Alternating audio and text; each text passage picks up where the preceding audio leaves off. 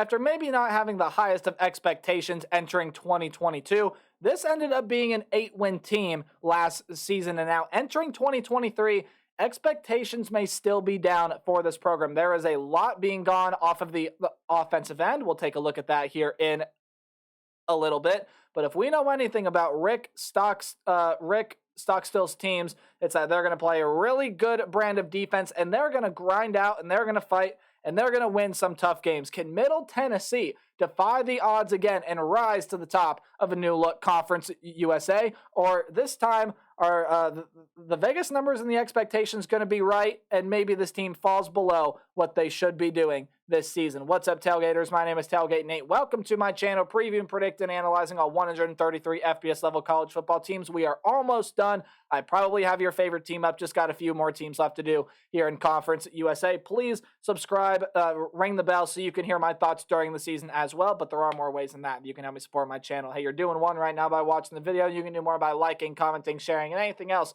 you guys are willing and able to do to help me support my channel.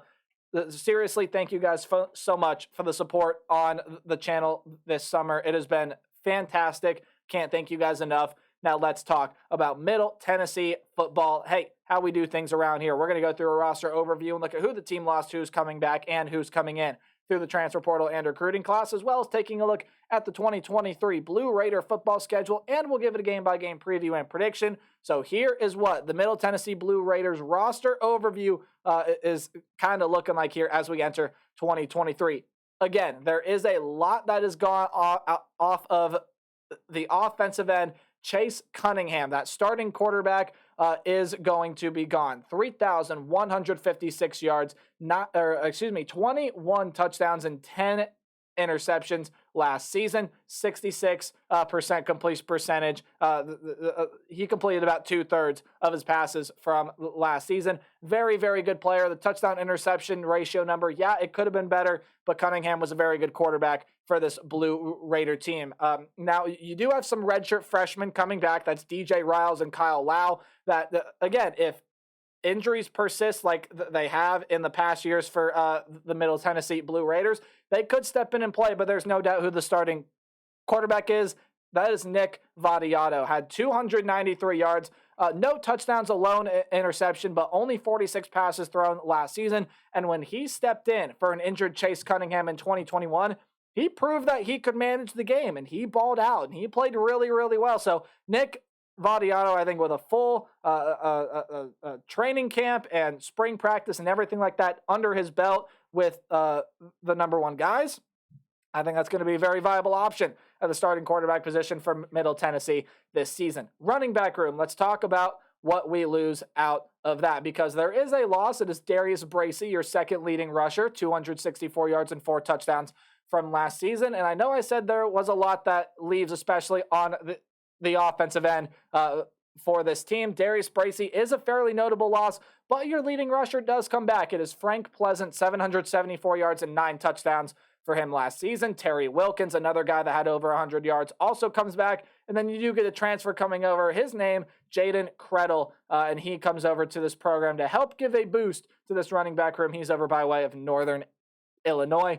This is where the losses really take their toll, though. Your top 3 receivers from last season are all gone. Most notably is Jalen Lane, an absolute baller of a player. 940 yards, 5 touchdowns last season. Really, really good player. And then a couple more experienced options are gone too. Isaiah Gathings and Yusuf Ali. Almost, I believe, 1,000 yards combined between those two guys. 4 combined touchdowns, 2 for each of them, and 111 combined catches. So that is a lot of production that leaves the wide receiver room. However, there is a lot of depth that does return. You got 2 guys that had over 300 receiving yards last year. That's DJ England Chisholm and Elijah Metcalf. And then some other names like Jeremy Tate, Javonte Sherman, Bryce Bailey will be coming back to this wide receiver room, as well as a transfer that comes in. His name, Holden Willis. He is coming over from USF or South Florida. You got some other wide receiver transfers that who knows, they may pop their head in and out of this room. No tight ends for the Middle Tennessee Blue Raiders, so we'll skip right to the offensive line. You do lose Jordan Palmer. That's a very, very key loss on the offensive line. I believe he was that center last year, so again, very key loss. But Keelan Rutledge is back, Jaquie Graham, and Sterling Porcher. All of those guys are going to be coming back on the offensive line for Middle Tennessee. So again, while you do have a lot of pretty notable losses, Cunningham, Lane, Bracey, Palmer, there is still a lot to like about this Blue Raider offense. Now, defensively, they do not lose as much, albeit they still do lose some pretty key guys. We'll start out with, of course, the defensive line. Jordan Ferguson, your third leading tackler last year, 66 tackles, 9 sacks last season. That led the team.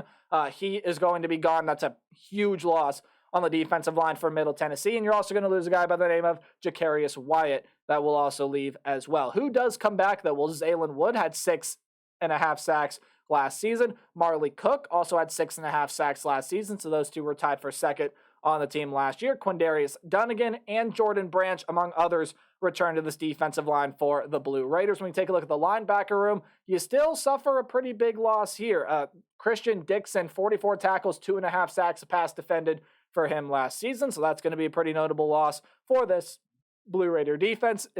However, there is a lot coming back and a lot to like about this linebacker room in 2023. Devin Curtis is back, 53 tackles. He was a top 5 tackler last season. Drew Francis is back. Jalen Ram and Jalen Davis, all of them come back in the linebacker room for this team. You also do get a transfer in Sam Brumfield. Sam Brumfield, my apologies, coming in, as well as some other linebacker transfers as well. Then when you take a look at the defensive back room, there is a huge, substantial, notable loss here in DeCorian Patterson. 11 passes defended, 7 interceptions for the team last year. So that's a lot of production, 65 tackles. He was a top 5 tackler on this team. You're also going to lose a guy by the name of Dedrick Stanley, 48 tackles, 2 sacks, and 5 passes defended last season. There should be an and sign, not a comma between them. I apologize. But you do get a lot coming back. Your leading tackler in Fluellen comes back, 104 yards, 8 passes defended, 2 interceptions last season. Teldrick Ross was outstanding for the team last year. 18 passes defended. I believe that's one of the highest marks in the countries, or I should say, it's one of the highest marks in the country. Apparently, I don't know how to talk today. 2 interceptions, 76 tackles. Jacoby Thomas, Deontay Stanley, and Jalen Jackson. Some other names that come back as well. Your head coach is Rick Stockstill, offensive coordinator Mike Pauley, defensive coordinator Scott Schaefer, as we take a look at the Blue Raider football schedule for 2023. Hey, any game that's underlined is going to be at home. Well, any game on the road is in italics or that slanted text. Any game you see in green is a game that I think the Blue Raiders are going to win fairly easily. Any game in yellow is a back and forth 50-50 type, maybe upset potential game, but the Blue Raiders are going to be able to win, and red is a loss. You start out your year with the game on the road against the University of Alabama, and you are just not winning that game. The Alabama Crimson Tide still, even though what people say, maybe the dynasty is going downhill, maybe Nick Saban doesn't have it anymore, I'm shoving all that to the back. He's still one of the best coaches in college football. Alabama still got it. That'll be a win for the Crimson Tide, which means the loss for the Blue Raiders. And I don't think you'll beat the Missouri Tigers either. Missouri is a team that's got a lot of very nice talent. You got some very good transfers coming in. And even though I may be underestimating them and them not making a bowl game this year, there's a lot of talent to like. Brady Cook is a very good quarterback. He's got a lot of good weapons surrounding him, so Missouri is going to be a loss for the Blue Raiders as well. You will get your first win in Week 3 against the Murray State Racers, so that'll be a win for the Blue Raiders there in Week 3. And then comes a very interesting game here. Middle Tennessee and Colorado State in Week 4. And honestly, this is one of those Power 5, Group of 5 games that I could see going either way. I could see Middle Tennessee, I could see Middle Tennessee winning this one. I could see Colorado State winning it as well. I do think Middle Tennessee is going to win this game. I think I really like Clay Millen at quarterback. He's got one of the best wide receivers in the Mountain West Conference in Tory Horton. That's it. My apologies to my Rams fans that may be watching this video. But for the Middle Tennessee Blue Raiders, I think there is too much on defense for the Colorado State offense to be able to overcome. Colorado State's going to be losing a lot of pieces, albeit on a defense that was very good last year. Should be another good defense here as well. But I think Middle Tennessee plays a little bit better football in this game, and I think they're going to end up walking away with the home victory against the Colorado State Rams. So that, I think, is your second win of the season for Middle Tennessee State. However, you got to go on the road and play Western Kentucky in your first game in conference play. Western Kentucky, I think, is the best team in this conference. You look at who's at quarterback with Austin Reed. Corley is coming back, that wide receiver that was amazing for the Hilltoppers last season. You are replacing a lot of key defensive pieces, but that offense is just going to be way too dynamic for most defenses to handle. Yes, Middle Tennessee returns a lot of key defensive pieces, but I don't even think they can keep up with some of the talent that Western Kentucky possesses. Maybe if it was a home game, Middle Tennessee might be able to pull off the upset. In fact, I still think they can pull off this win here against Western Kentucky, but I think that offense will still be too explosive, too dynamic, and Middle Tennessee will drop that game. However, you get to come back home there in week 6, and you will beat the Jacksonville State Gamecocks, a team coming out of the FCS ranks. Look, that's going to be a very competitive, very solid team here with Jacksonville State this season. They're going to bring physicality, and I do think they're going to be a very hard team to beat, and they're going to end up pulling out some wins. But I do think that Middle Tennessee, that defense will also be really physical, and it'll be too much for this Gamecock offense to handle. So that is a win for the Middle Tennessee Blue Raiders. You come up on what my opinion is going to be a really difficult 3-game stretch for the Blue Raiders. You do have a home game against the Louisiana Tech Bulldogs. Now, this is a very, very intriguing game. Louisiana Tech returns a lot of offensive skill position pieces, but a lot of talent and a lot of experience leaves that quarterback room. Enter in Hank Bachmeier. You got a couple other transfers that are coming in on the offensive end to really give a boost to that offense, to provide it some depth. The defense has a lot of key pieces coming back. While it is looking to replace some of those, I still think there's some really good talent on this Bulldog defense. The key to this game is, can the Bulldog offense get through this Blue Raider defense? And the answer to that question, I think, is yes. I think there is enough talent here. There's enough returning pieces. And with everything that they've added, I think that this Bulldog offense is going to get through this Blue Raider defense frequently enough to be able to walk away with a road victory there in week 7. So the Blue Raiders, yet again, fall below 500. And then you got to go on the road and play the Liberty Flames. Again, one of the better teams in Conference USA this season. They're going to be a really hard team to beat, even though there is a lot of talent leaving that room.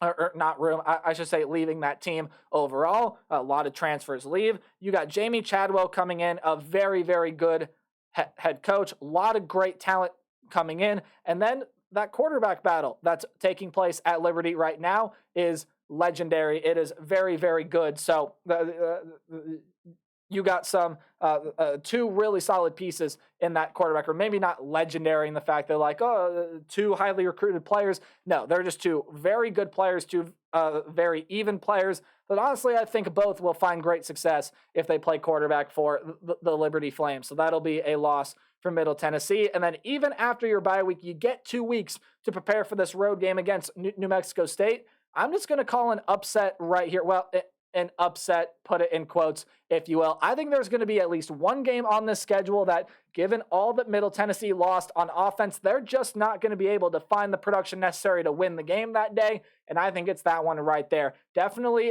a game on the road that Middle Tennessee is going to have to fear anyway, but I think they drop it with all the production they've lost offensively. However, good news, your last 3 games of the year should be very winnable. You got a home game against the Florida International Panthers that you should be able to win. That's a Panther team that lost a ton of talent to the transfer portal, and I don't really like at a Conference USA this year. UTEP is going to provide a challenge. Yes, the defense leaves a lot to be desired, but an experienced quarterback in Gavin Hardison does come back, and he is going to make things really, really hard for this Blue Raider for this Blue Raider defense. However, there's too much talent here with Middle Tennessee on that defensive side, so they will win that game. And then on the road against Sam Houston, they will be winning that game as well. That is a Bearcats team that's going to have to find their role in the FBS level of competition. So With all that being said, I do think this team ends up making a bowl game. 6-6, 4-4 in conference. This team has enough defensively to do it. And offensively, again, they are losing a lot of key pieces, but there is enough experience and there is enough talent for this team to push through to a bowl game. Yes, it is a tiny step back. Maybe Stockstill's group can prove us wrong again and win some more games. But I got him at 6-6. Let me know your thoughts in the comment section down below. And as always, remember to play hard, to tailgate harder. See you guys in the next video.